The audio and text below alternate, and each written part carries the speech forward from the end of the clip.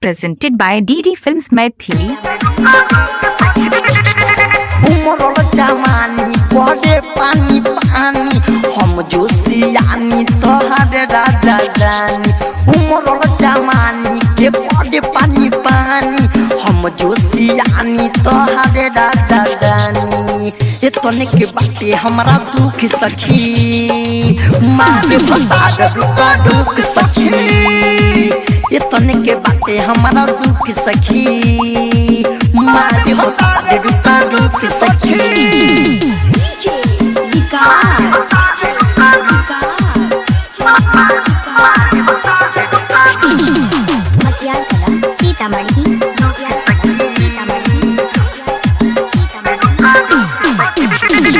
सखी सजनवा बॉडी जियाला बड़ मनोरम के तवना बुझाला दुनु जो बनवा भइल बाटे ढाला बढ़ी बढ़ी के तो चुली में छिलाला।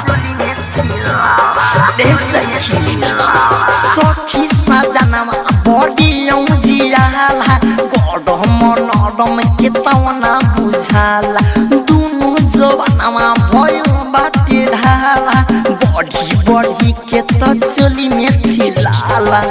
भई बाई कर हमरा रुक सखी मार भता रुक सखी।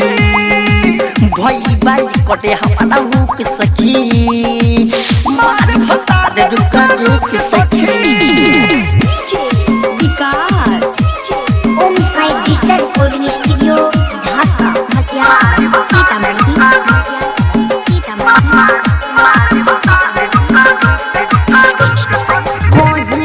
कमी डाक्टर विजय बिहारी के झरलस ना कौन कबो हौवारी के देख तो रहे दीवाना मिथलेश्वरे अंकित अकेला मन भइल फरेश्वरे। हाय हाय हाय हाय कोई का कमी डाक्टर विजय बिहारी के झरलस ना कबो कौन हौवारी के देख तो रहे दीवाना मिथलेश्वरे प्रमोद दिली मन भइल फरेश्वरे। चोली के खुला रहे हुक सखी मारे भता रुक सखी। चोली के खुला रहे हुक सखी मारे भता रुक सखी। उमरल जवानी पड़े पानी पानी हम जोशियानी तोहरे राजा जानी।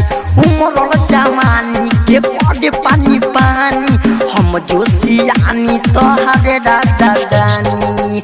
ये तने के बाटे हमारा दुख सखी मारे भता दुख सखी। ये तने के बाटे हमारा दुख सखी मारे भता दुख सखी। DD Films Maithili.